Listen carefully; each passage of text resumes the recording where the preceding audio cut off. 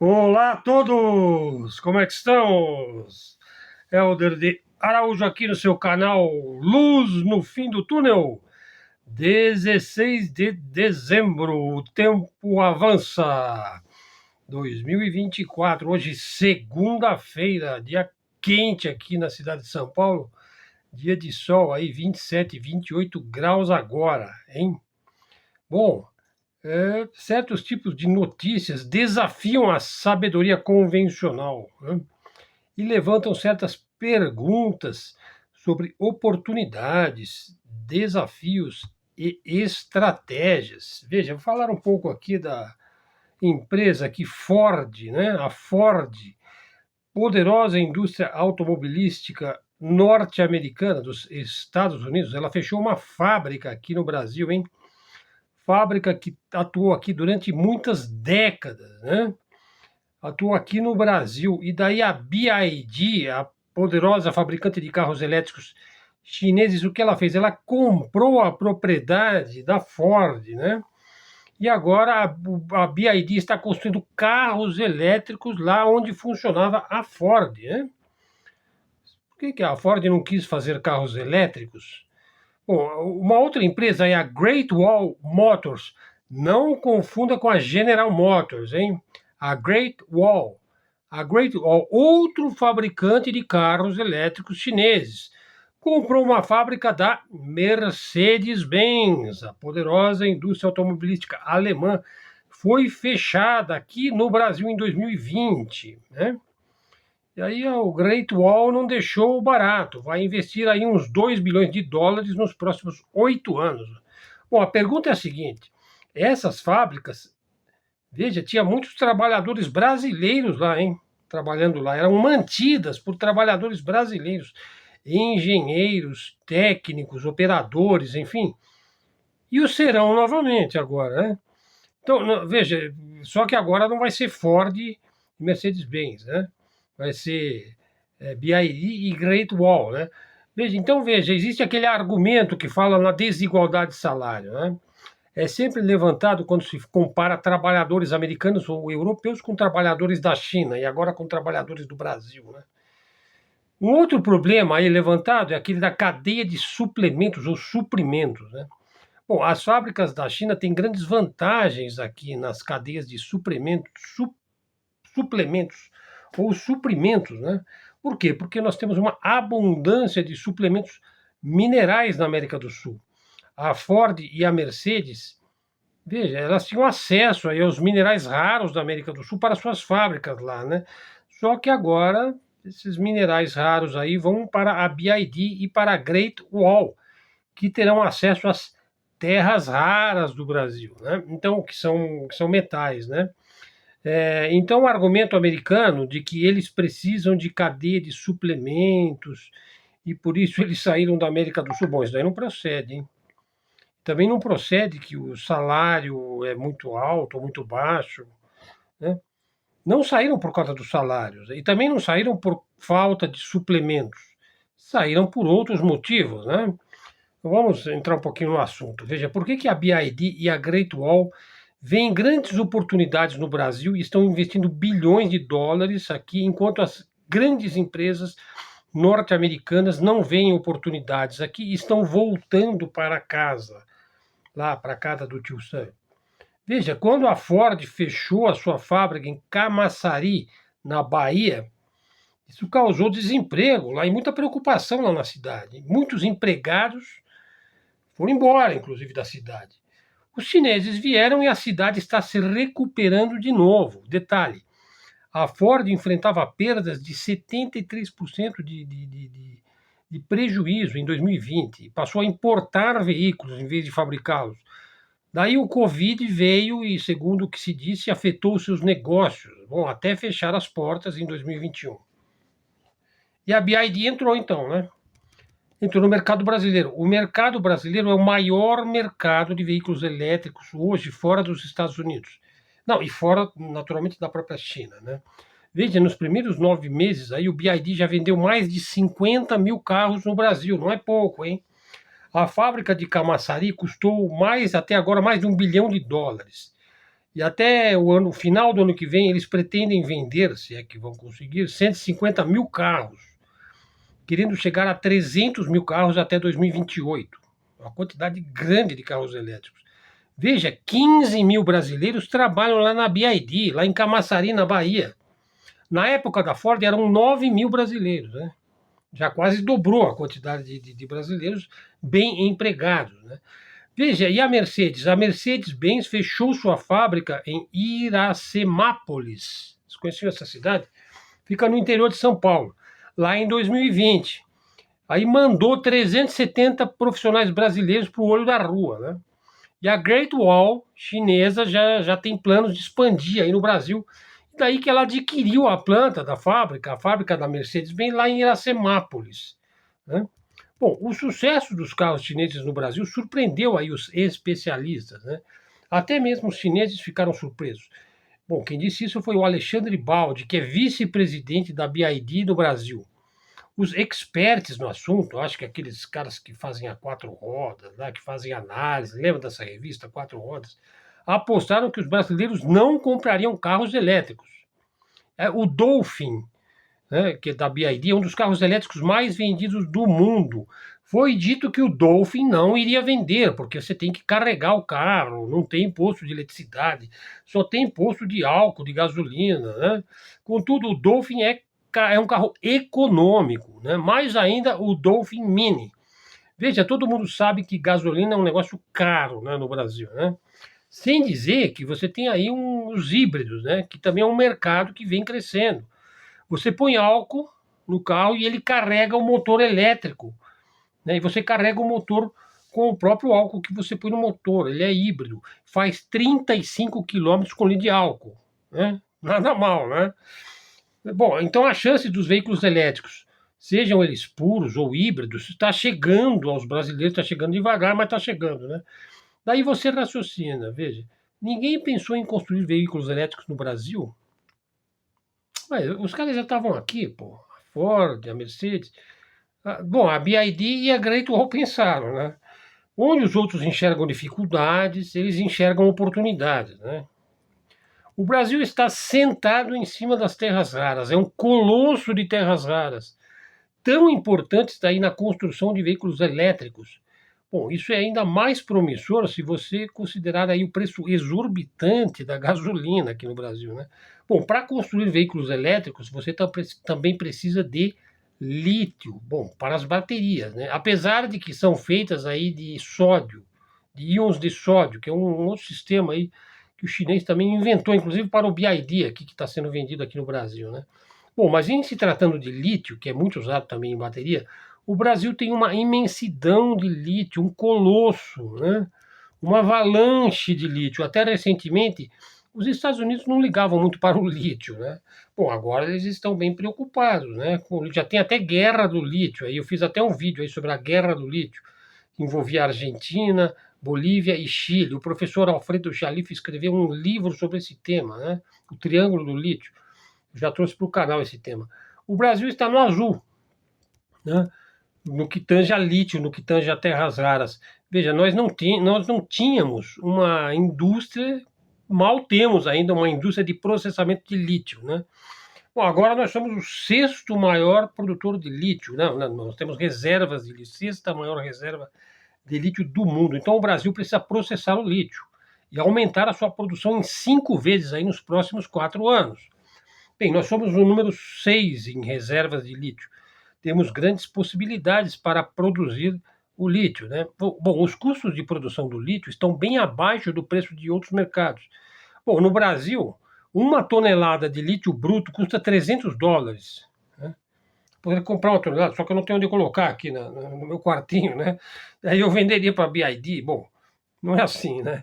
O preço é muito baixo, né? O Brasil, então, tem enormes vantagens em lítio e também em outros componentes do veículo elétrico, né? Nós temos um bom mercado consumidor aí, de mais de 200 milhões de potenciais usuários de carro elétrico.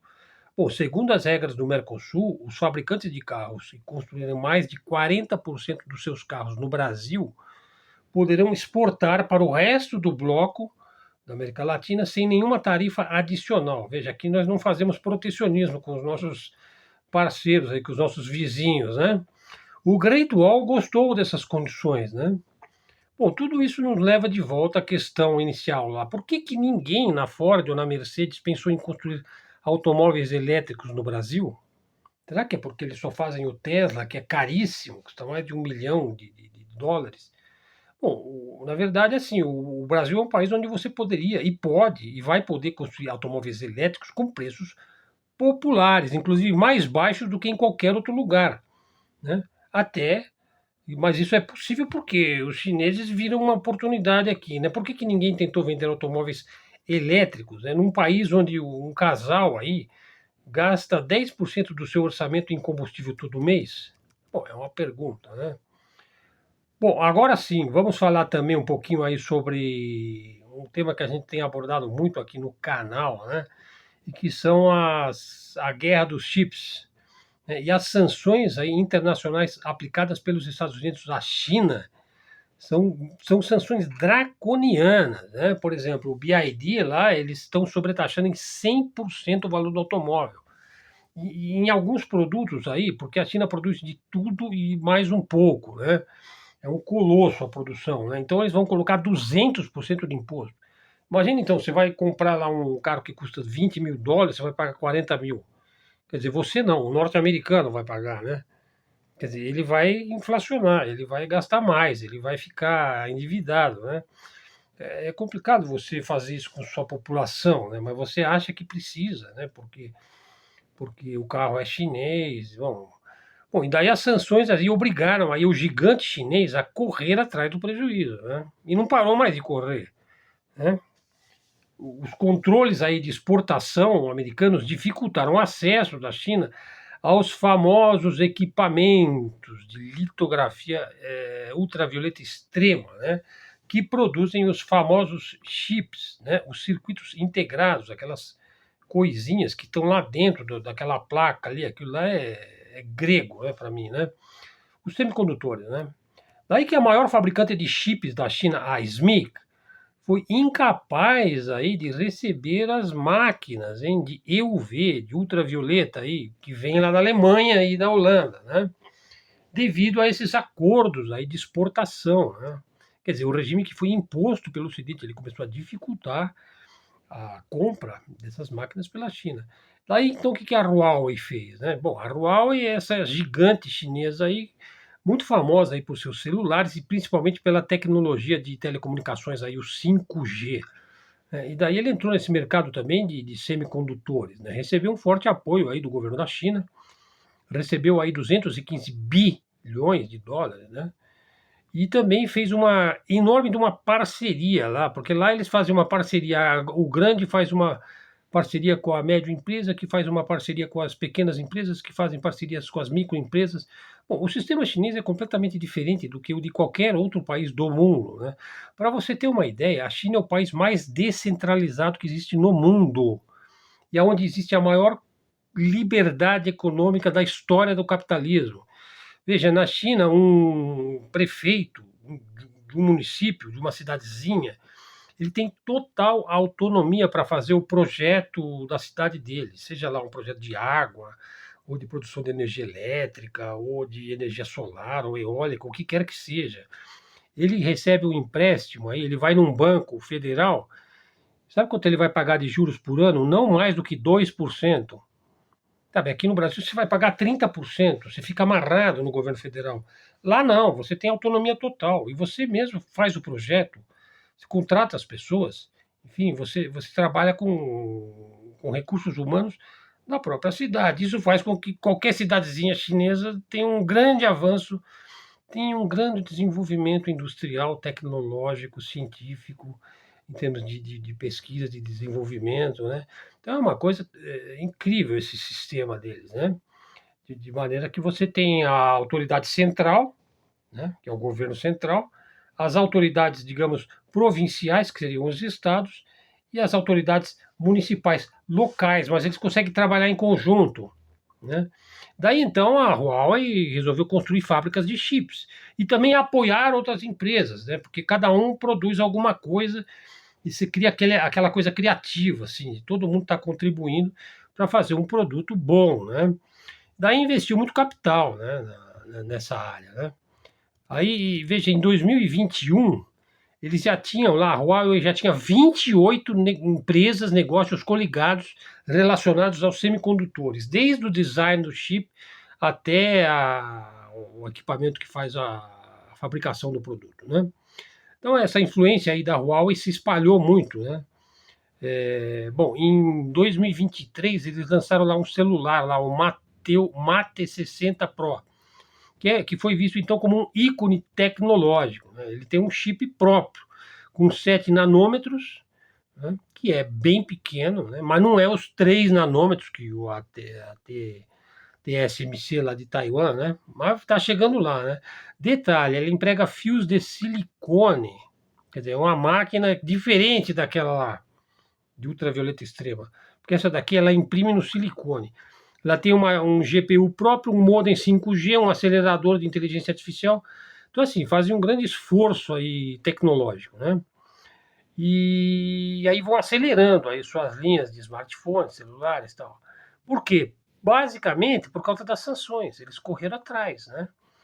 Por causa dessas restrições de comércio impostas por Washington. E foi uma pressão significativa, né? Por quê? Porque para os Estados Unidos passou a ser uma questão de segurança nacional, né? Proteger a tecnologia do chip, né? Basicamente, os grandes avanços no chip passam pela máquina e a fotolitografia, que é essencial para a produção dos chips, né? Bom, a China ela produzia chips com 90 nanômetros, né? E estava correndo atrás. Depois, em 2022, eles criaram lá uma automação de design eletrônico, que eles chamam lá de software EDA, né? E que deu um avanço significativo aí no design do chip, né? E aí as empresas tentam desenvolver suas próprias versões, né? E em março de 2003, a Huawei anunciou uma parceria lá para criar o software EDA com 14 nanômetros. Então são chips de 14 nanômetros. E você vê, as empresas lá, Alibaba, Tencent e gigantes chinesas desenvolvem aí junto, coligadas, a arquitetura desse chip aí para os seus próprios softwares, né? Bom, então esses avanços aí trouxeram preocupações, já trazem preocupações para a gigante que faz a máquina de litografia ultravioleta extrema, a ASML, que é alemã holandesa. Bom, se a China conseguir desenvolver aí o EDA, né, vai ser um problema aí para o monopólio da ASML, né? Bom, a ASML continua liderando o mercado mundial, né? Bom, contudo, vejam só, esse progresso da China é um desafio, né? A ASML e outras empresas do setor, a própria TSMC lá de Taiwan, elas não podem parar de avançar, porque a China corre numa velocidade cada vez maior. E por isso os Estados Unidos e os seus aliados, principalmente a Inglaterra, eles criam todo tipo de dificuldade, de sanção, de boicote, de sanções, de sobretaxas, de protecionismo, de impostos, para tentar segurar o negócio, né? Para você ver, por exemplo, o governo alemão, em 2023, né, ele também, ele naturalmente, ele endossa todas as sanções que vêm dos Estados Unidos, porque é praticamente um país colonizado pelos Estados Unidos no pós-guerra, Segunda Guerra Mundial, e é um país rico, um país que tem indústrias poderosas. Muitas das indústrias alemãs hoje vieram lá da época do nazismo, que foi uma época de uma industrialização fantástica para a Alemanha, né? Bom, e daí então eles procuram aí proteger a segurança nacional através de sanções, né? E aí começam a bloquear a exportação e começam a limitar o acesso da China aos equipamentos de litografia da ASML, né? Então isso aí gera também uma tensão no comércio internacional e passa a ser uma espécie até de uma competição racial, né? Bom, existe uma guerra geopolítica em curso, comercial, né? E que vai o ano que vem crescer muito, né? Bom, e qual que foi a resposta da China à dificuldade de acessar o mercado das máquinas de litografia produzidas pela ASML? Bom, então veja só, a China então começou a investir bilhões de dólares, eu fiz isso no vídeo de anteontem, eu mostrei como é que ela investiu durante 10 anos seguidos, focando em pesquisa e desenvolvimento, desde a extração até o celular que você compra lá na loja, passando pela máquina de litografia. Bom, essa máquina, veja, eu vou falar sobre essa máquina, né? Veja só, de acordo com a Bloomberg, a Huawei registrou a patente de uma máquina que usa uma técnica de 4 camadas. Bom, essa máquina ela é capaz de criar transistores, que é o chip, são vários transistores, né? De silicone. Veja, não é a máquina de litografia extrema da Alemanha e da Holanda, é uma outra máquina que usa uma outra tecnologia. Isso poderia desafiar a máquina aí da ASML no mercado aí de EUV, né? Bom, então veja só, mesmo que a China fique atrás, né, na produção de chip e na produção da máquina aí, ela não vai parar de investir e de correr atrás, né? Veja, até 2023, a Huawei já tinha 114 mil funcionários apenas no setor de pesquisa e desenvolvimento. Quer dizer, é um esforço quase que sobrenatural, né? Em 2023, a Huawei detinha 140 mil patentes globais, né? Segundo a Organização Internacional de Patentes mundiais, aí, a Huawei tem 6.494 patentes em 2023, ou seja, ela é líder global em patentes, que são invenções industriais, por 7 anos seguidos, né? E veja, falando aí sobre a máquina que eles construíram, veja, deixa eu só mudar aqui a posição aqui.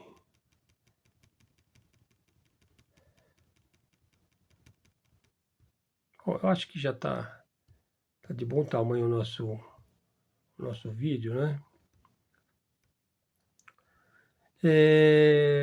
Bom, para a Huawei, veja, é importante concorrer num mercado altamente competitivo que está crescendo rapidamente. O mercado de semicondutores ele só vai crescer, não para de crescer, né? Os produtos aí made in China se tornaram um pesadelo para os Estados Unidos, porque não é só chip, né? É cimento, é panela, telha solar, carro elétrico, enfim, é uma infinidade de coisas, né? São muitas indústrias, né? E sem dizer que a Apple, a Samsung, a Nike, a Adidas, elas produzem lá na China, né? Então, assim, quando você sanciona um produto da China, você está sancionando a tua própria empresa, né? Então, como é que vai ser isso daí? Como é que eles vão fazer isso, né? E, bom, eu vou parando por aqui, vou fazer o vídeo mais curto, veja, ainda tinha bastante assuntos para tratar, mas, enfim, nós temos muitos assuntos para tratar. Um desses assuntos aí que eu poderia estar tratando é esse da prisão aí do general Braga Neto, né? Que está sendo condenado aí, tem um big de um processo aí de 879 páginas lá que a PF, a Polícia Federal, produziu pelo crime de pensar, né, de bolar, de imaginar coisas, né? Bom, o Brasil é um país sui generis, né? Você planejar um crime já é considerado um crime, né? Bom, mas vamos ver como é que vai ficar isso, né? Bom, eu sempre digo assim, faço os meus comentários lá no Facebook, né? Por exemplo, o presidente Lula é um indivíduo que ele soube aproveitar a crise, né? Você vê, eu falei aí da crise da Ford, da Mercedes-Benz aqui no Brasil, o BYD chegou e já abocanhou, né? Onde o outro viu uma crise, ele viu uma oportunidade, né? Então ele foi preso, né? E agora eu pergunto, essa prisão, o Lula não foi boa para o Lula? Ele não deu a volta por cima? Ele não virou uma espécie de um mártir, de um perseguido, né? Será que não era uma boa para o Bolsonaro ser preso também? Em 2026 ele pode voltar aí, né? Nas asas dos anjos, né? O salvador da pátria em 2026. Né? Então ele deveria ter tanto medo da prisão, né? Que parece que ele fica assim começa a tremer quando se fala em prisão, né? Então, bom, não sei, eu faço essa previsão aí, né? Seria uma boa para o Bolsonaro seguir os passos do presidente Lula, porque afinal ele já é presidente pela terceira vez, né? E o Bolsonaro foi uma vez, né? Não que eu seja adepto de Bolsonaro ou mesmo de Lula, né?